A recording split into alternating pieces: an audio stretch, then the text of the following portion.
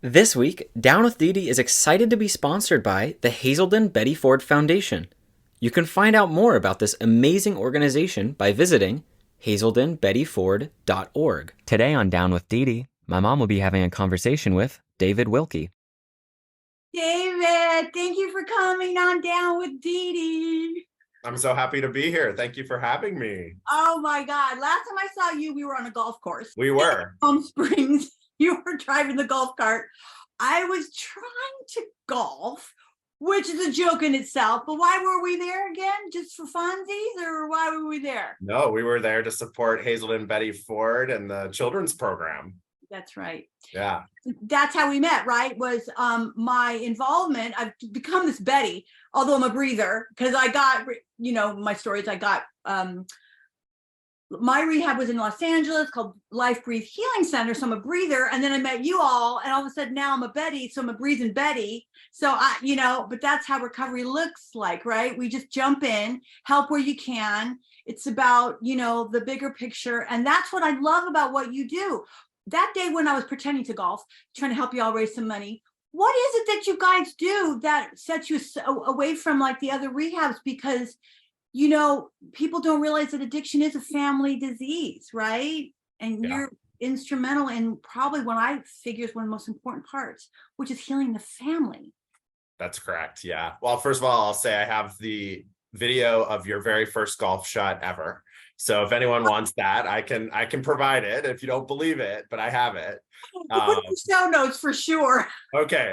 All right. Yeah. But no, I mean, our history of treating addiction as a family disease goes back to the very beginning with Hazelden, and then also the Betty Ford Center. Mrs. Ford, she really, when she founded the Betty Ford Center, she really saw it as a family disease. From her own experience, her family was very involved in her finding her own recovery and needing their own healing. And Susan Ford, who's on our board, her daughter, still talks about, she had to find her own path to recovery due to her, her mother's addiction. And so we continue that today, and we continue to evolve the work we do with families and children. So for our patients, we have comprehensive family services for spouses, for loved ones, for parents. And we have a children's program, and that children's program is what we were raising money for out at the Grant Fuhr Celebrity Golf Tournament. Thanks to Grant and Lisa Fuhr. Grant is of course, NHL Hall of Fame hockey goalie. And so our children's program serves children ages 7 to 12 across the country, both virtually and in person. And that really helps children understand that they're not alone, that this is a disease of addiction, that it's not their fault, and that the other people are going through what they're going through, and then gives them actual practical skills and tools for how to deal with, the difficulty of having a parent or a sibling or a grandparent or another loved one struggling with addiction. It also helps them understand what recovery looks like and what are the pieces and parts of recovery. And so when their parent or their loved one comes back from an inpatient treatment experience, they understand what happened there and what is going to look like as they come home. So that's a really foundational program that helps children. And then our family programs, it's a suite of programs. We have a virtual program that's free to anyone across the country virtually. It's a one-day program. So if anyone's interested, you can go to hazeldenbettyford.org/families. David, real quick, not to interrupt you. So that is free to anyone. To anyone. Yes, correct. So you do not have to have a person in treatment with us. It's free to anyone. And we have a one-day virtual children's program as well, which is also free to any child. And actually last year we had families and children from all 50 states and 22 countries. So we have a Spanish language version as well. So there's lots of resources, whether your family member is in treatment at Hazelden Betty Ford or anywhere else, or not in treatment, because we see a lot of families who the person in their life who's struggling with addiction isn't ready, isn't in treatment, and may never be. And so it's still important that you take care of yourself. And I think that's what's really important. David, that is so important. And I'm so happy and glad to hear people are having these conversations. This is why I had to have you on, because this is an element of recovery I didn't even know existed until I got my ass in rehab. That on a smaller scale of what you're doing, Kathleen Murphy did that, called Family Week, and those around the person in recovery were able to come for a week every day, and she does these amazing. Well, I'm not even sure how you would describe it, but it's slowly healing the family and introducing what it looks like for the person who's in recovery, active in their disease, now trying not to be active in their disease. And again, also everyone in the family kind of looking at their own, everyone plays a part in a family unit, internal family systems, and we like to think they go away, and then they stop drinking or using meth or whatever it is, their DOC is, their drug of choice, and they come back and then we're all good. Big problem with that, right? And it's a huge recipe for disaster, because I know for a fact a lot of my friends didn't have their families come to Family Week. I did. You have this beautiful branch in Betty Ford, but a lot of rehabs, they kind of just deal with the person, and then they pop you back out into the system, and they expect you to kind of like somehow survive out there where you have changed, but no one else around you has. And all of a sudden you're talking this language, they do not understand you, and it's a recipe for a relapse, if you ask me. Yeah, right? The statistics show, the evidence shows that if family members are involved in the recovery process, the chance of sustained long-term recovery are significantly better. And so it's really critical, working with families is one about treating and supporting that person, that individual, no matter what's happening with the person who has substance use disorder in their lives.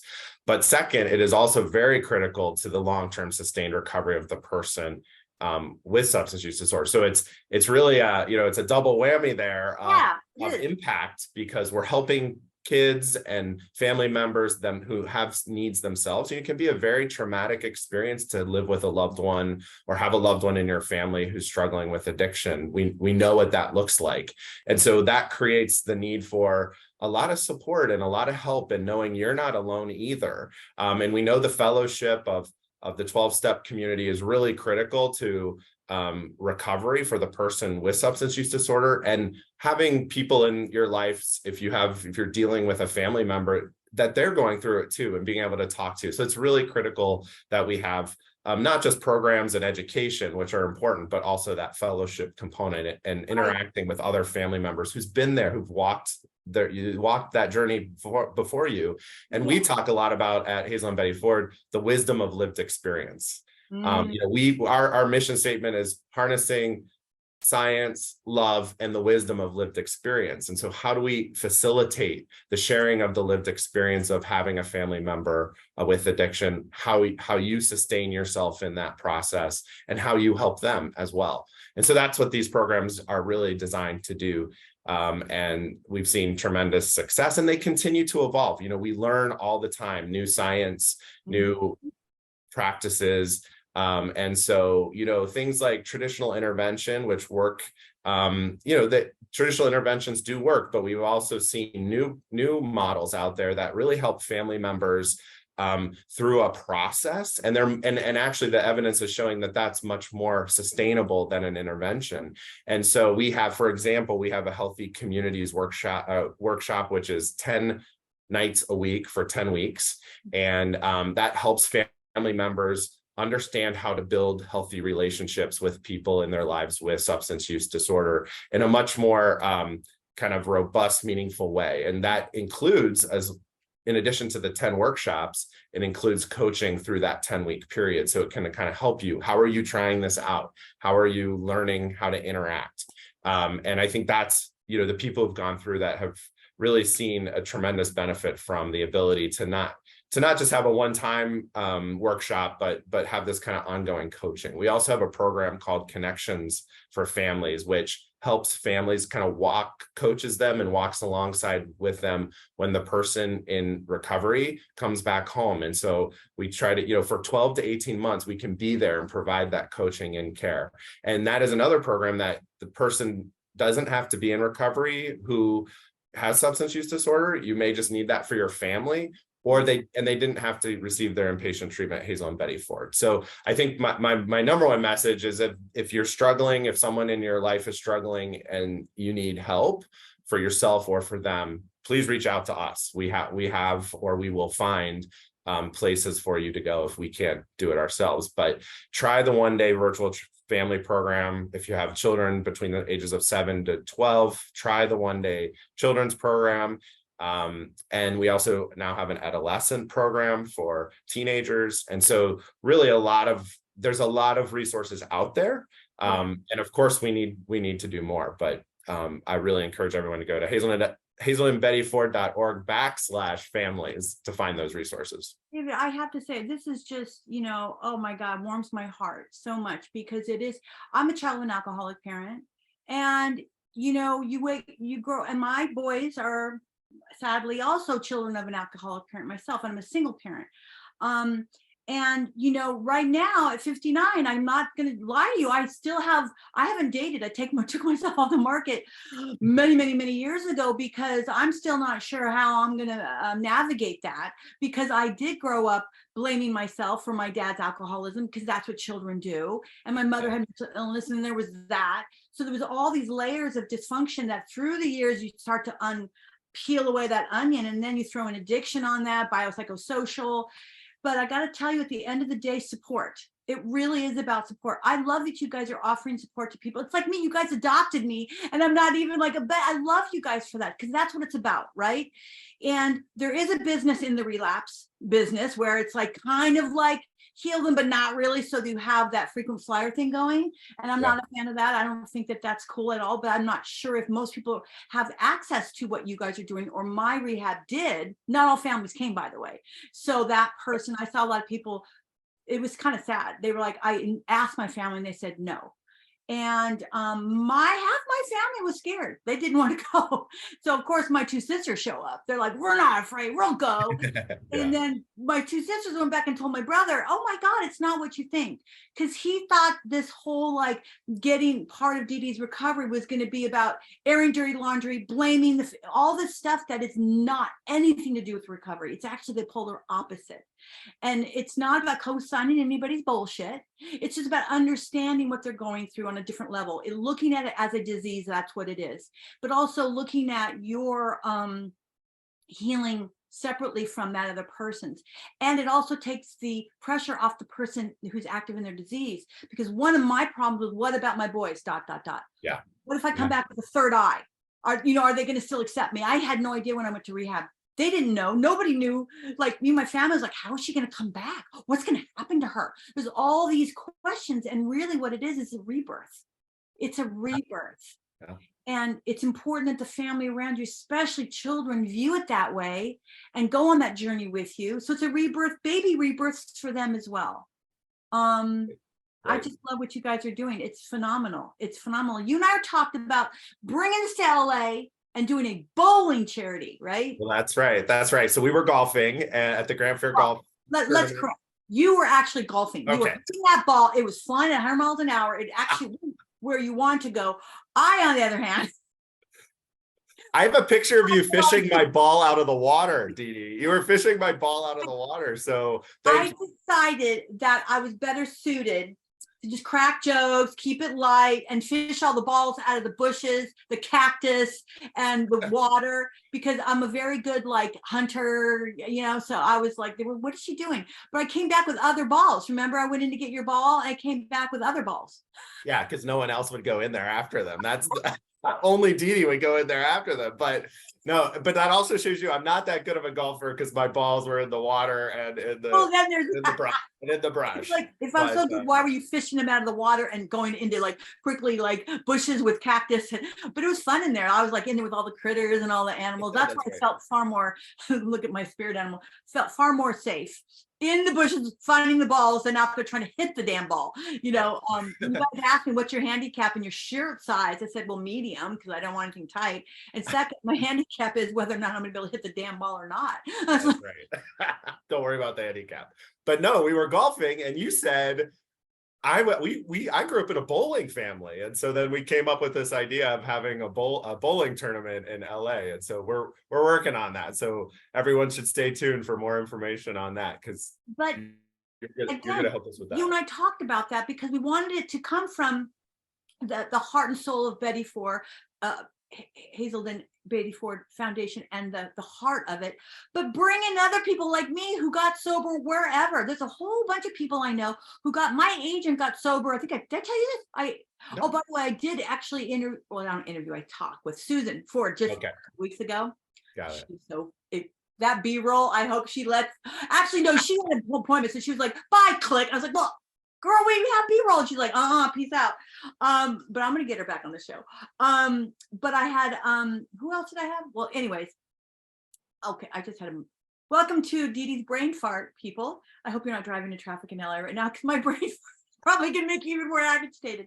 Well, the thing is that our idea was to bring everybody and anybody, no matter how you got sober or your addiction. Doesn't matter. It doesn't have to be alcohol. It can be gambling addiction, food addiction, right? Meth, heroin. If you have an addiction, you can find help, and it can come in the craziest places, even the Betty Ford, right?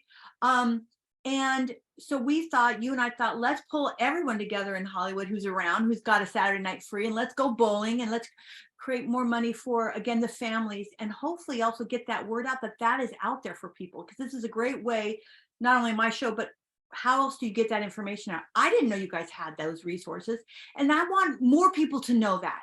Because right now, hopefully someone's listening to this and going, oh, wait a minute. So I don't even have to go to Betty Ford, and I can get this for my 12-year-old daughter or son who's struggling, or, whatever it may be. I think it's important. That's why I wanted to do Down with Dedee, was just to get the word out. This is what addiction looks like. It's silly. It's fun. There's hard days. There's great days.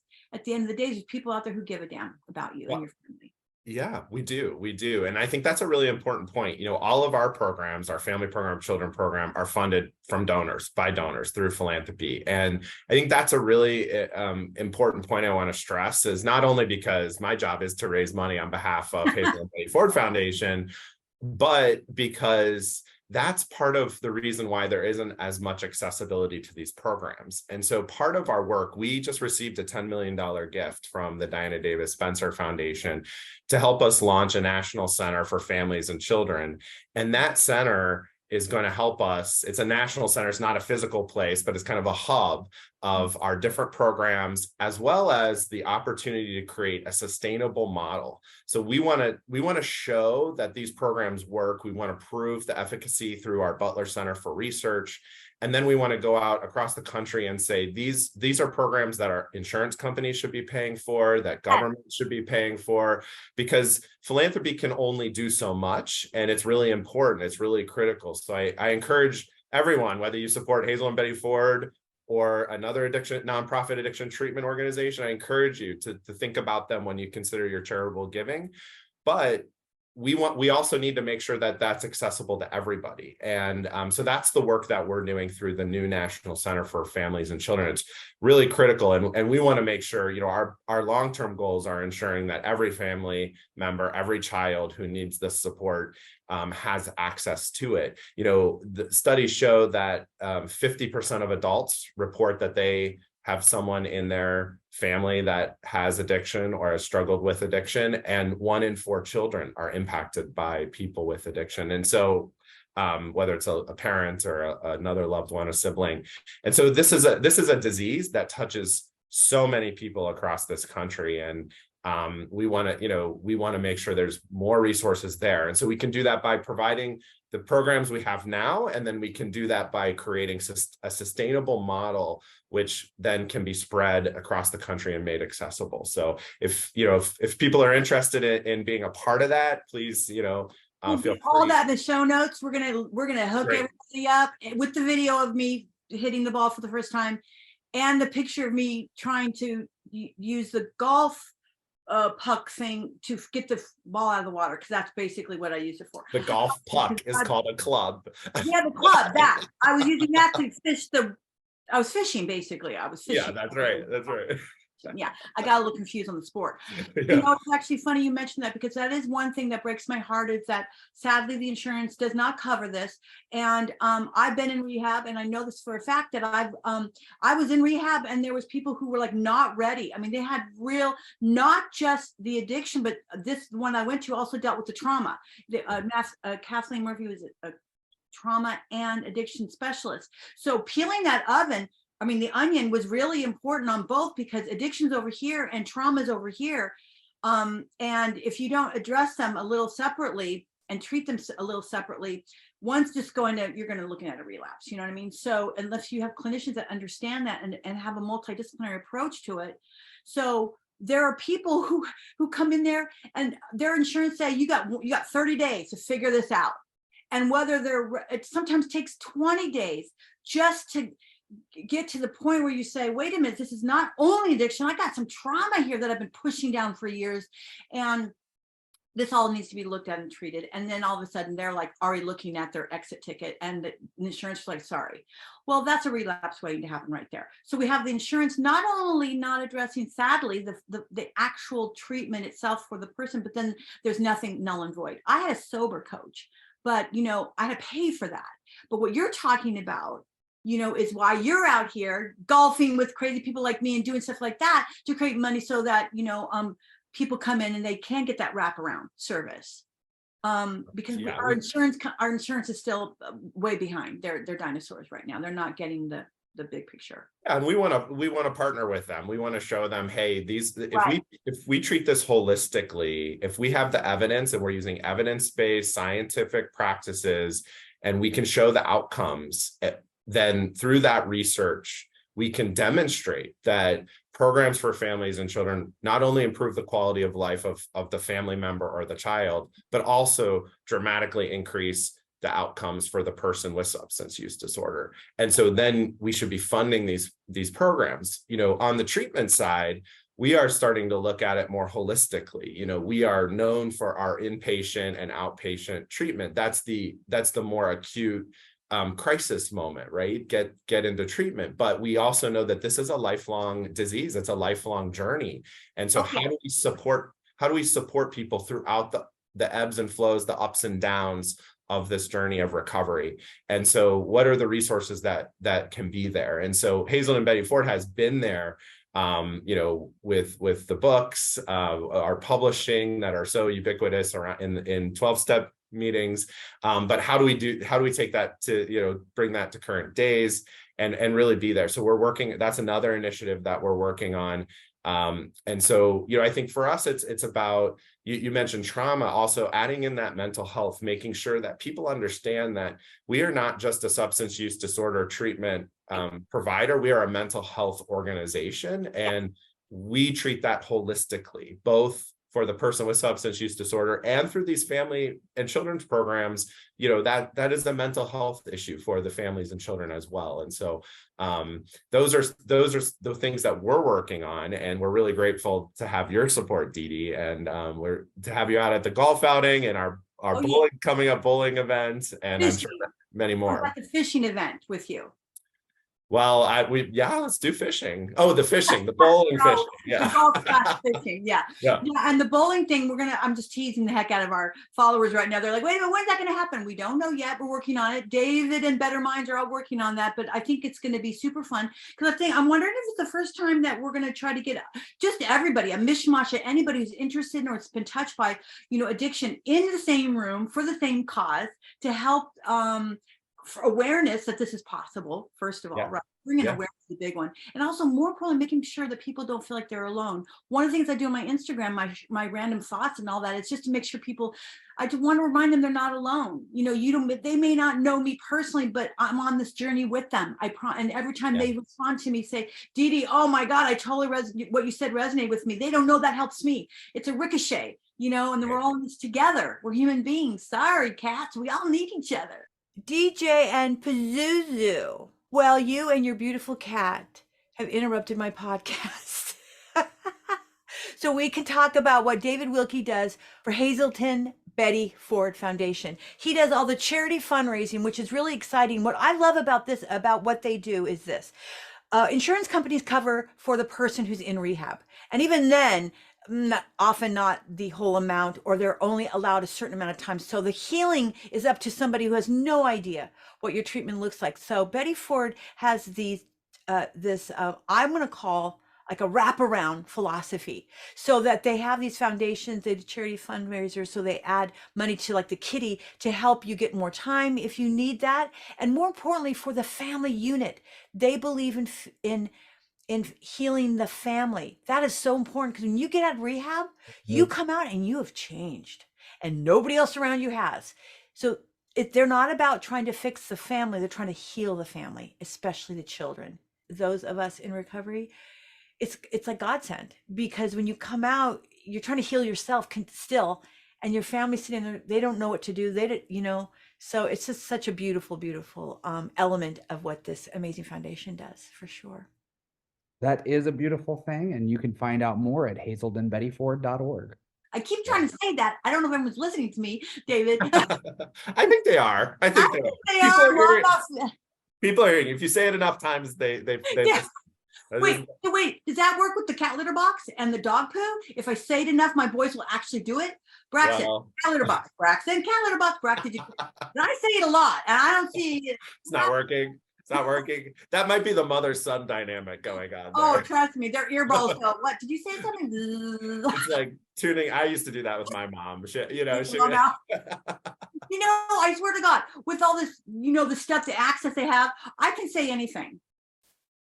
And I have, as you can tell, I'm chatty. From the moment I popped my boys out, especially being a single mother, I looked at them I was like, I don't know who in the hell you are, but I'm madly in love with you. Oh my God, and I was always talking to my children. And this is a wall, and this is a water vase, and this is a view of the hospital room. Wow, it's a garbage dumpster. That's a garbage dumpster.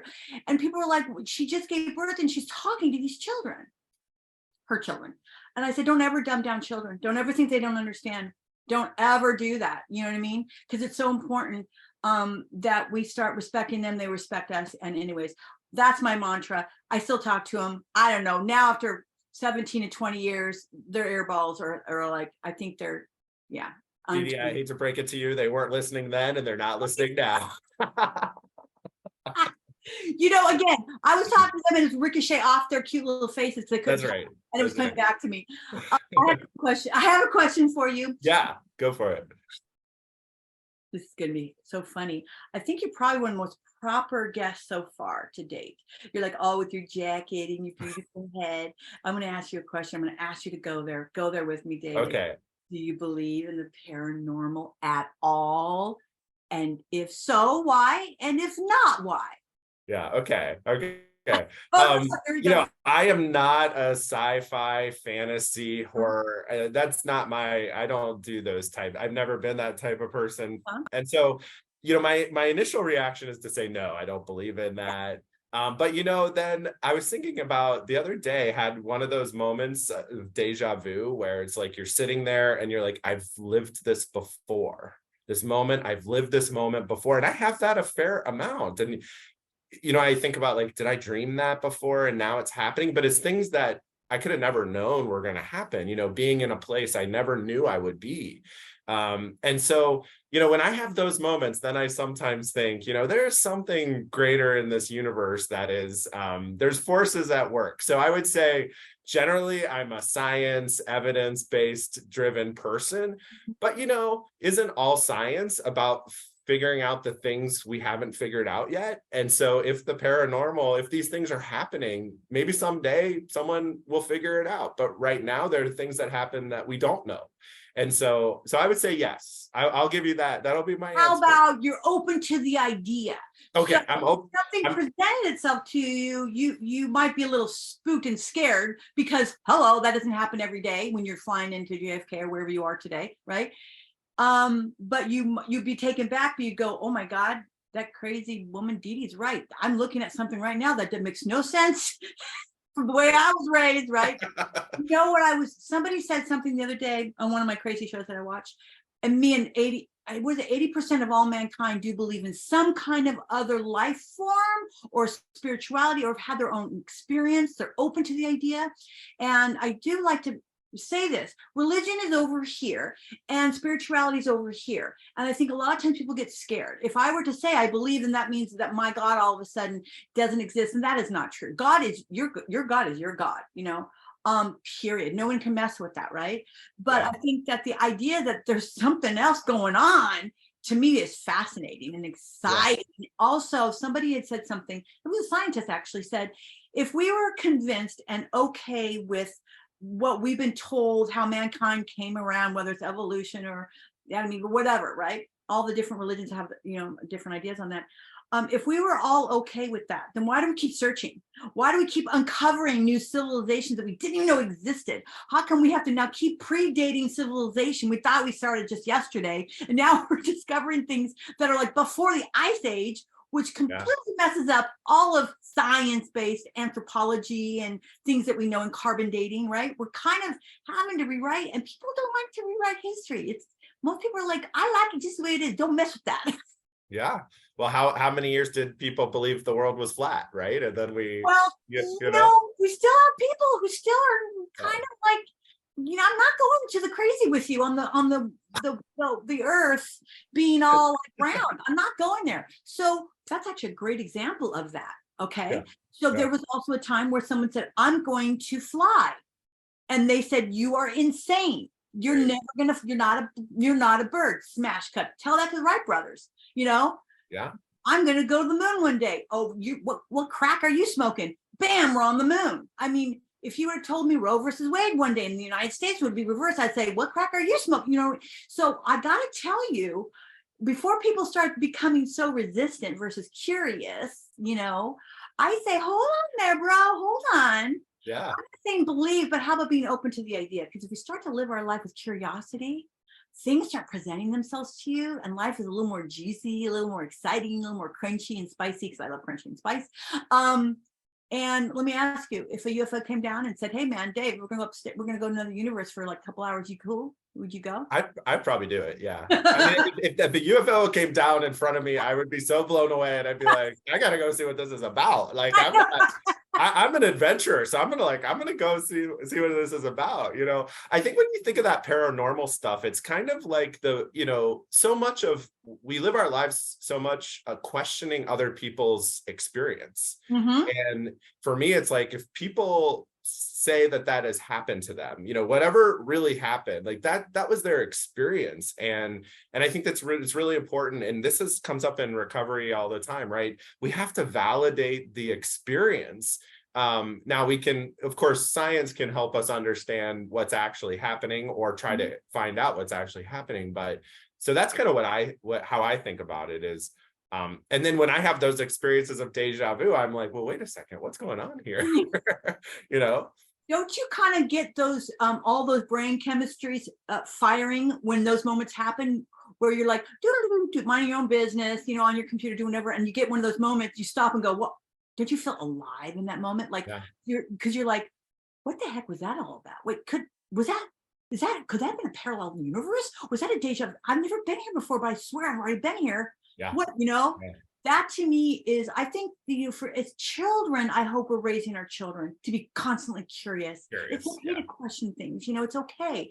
But also I think that, this is one of the reasons why I brought this on my show, was first of all, I'm a big believer. I've had my own experiences with the supernatural and what have you. And paranormal, because I was in New Mexico for 2 years. Are you kidding me? I saw some stuff that I was like, okay, whoa, what was that? But, I started thinking there's a lot of stigma around people who say they've had these experiences. And it's the same thing with addiction. There's a lot of, stigma. And like you said, you have to honor people's experiences. And I thought, I'm going to put that in my show and honor people's experiences. And are most of them explainable? Sure. Are some of them not explainable? Absolutely. That's the stuff that I'm interested in. I'm like, hold on, instead of Johnny on the farm is drinking again, he said that he had a little, a visitor last night. Johnny is actually sober. Okay. Number one, stop dumbing him down. Johnny said he had an experience, something landed in his farm, left a big ass crop circle. That if you have you ever seen a crop circle? Message, huh? Have you ever seen a crop circle? Not in real life, but a lot of them can be they are man-made, but there are seriously some that across the board, everyone's like, okay, this one is not man-made. We can't figure it out. Yeah. Yeah, because it's not there's radiation in the bending and the way they bent the crop. It's all scientifically unexplainable. They're like, this has high rate, there's a lot of stuff about it that's not man-made, unless somebody went out there with a machine with radiation and was pushing down all these crops. There's also messages in the crops. And I'm not sure some people are really ready for those messages, but honestly, too, Dave, I'll go right there with you. Here's the bottom line. I'm all into like the little green men or the reptilian. Well, I think the reptilians are the not so nice ones, or the, you know, all the, because I feel in my heart, and from what I understand, I think that they're here to protect us from ourselves. Got a lot of nukes going on in our world right now. And I think that I trust those little green men more with our safety than I do the people who have their finger on the nuke buttons. And I say that because who told us that if there is paranormal, let's go there. Who told us that we should be scared of them? Movies. Who told you to be scared of them? Your parents. Don't go out there, the boogeyman will get you. So we're taught classic conditioning early on to be afraid of things that are we can't make sense of, or that are the unknown, you know? And to me, I call them the neighbors upstairs. I haven't personally met one of the neighbors upstairs, but I believe other people have. I believe that experience is true. Some are probably not telling the truth, but there's a minority of them that are. And I think that they're here to say, hey, come on, neighbors downstairs, behave. You got nukes. You're going to take out your neighborhood and ours. Yeah, right. We're putting there all the universes outside our universe. You know, that, listen, those nukes can't be pretty up and out in the universe in space, right? Look, so I think that, you know, this is a really great time to wake up. And if those of us who want to believe that there's maybe another life form trying to help us out, get us there, why not? Let's go, right? Yeah, go for it. Yeah, better than saying, well, let's just, you know, hit a nuke and clear out the world and start over again. I mean, that just doesn't even make any sense. That, because we're not going to be around to even like, no, I don't know. I didn't get my ass sober to be taken out by a nuke. I'm sorry.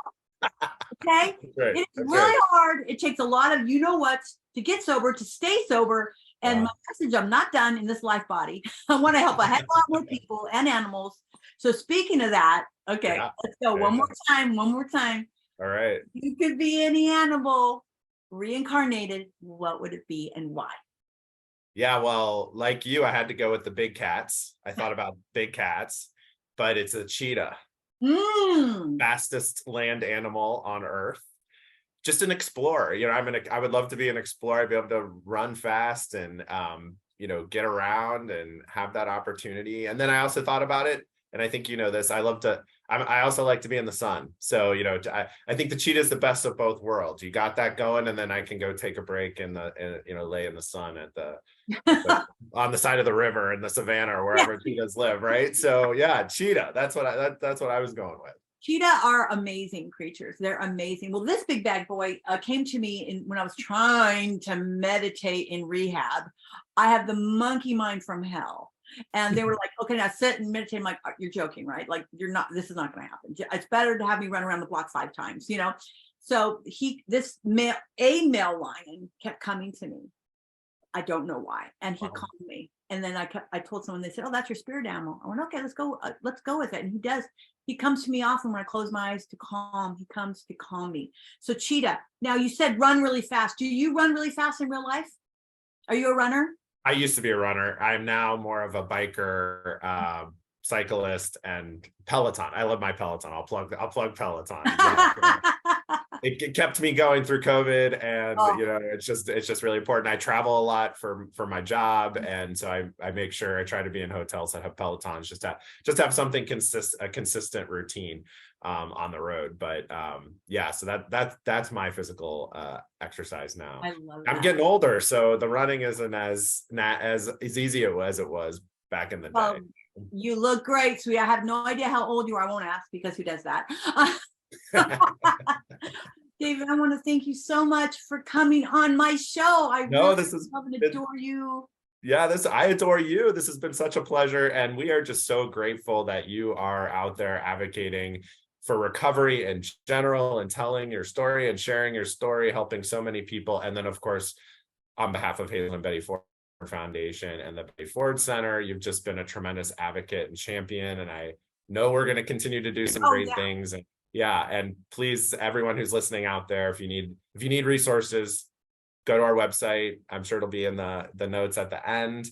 We want to help you or help you find help wherever we can. So But And Dee, thank you. You're amazing. I will say it's true. When I went there, I've never, I've always found people in recovery and those who work with recovery just to be amazing and humanitarian, lovely people. And I got to tell you, I went there and you guys were all so cool. And you know what's crazy about Betty Ford, y'all working there? Most of you guys who work there are normies. Most of you guys are not even like everyone I know are recovering addicts who would then go back in to help. And you guys, you're like, oh no. God's like, oh, you're a normie. Normie meaning you could have a glass of wine if you wanted one and not drink the whole darn thing, including the bottle and then the bar behind it.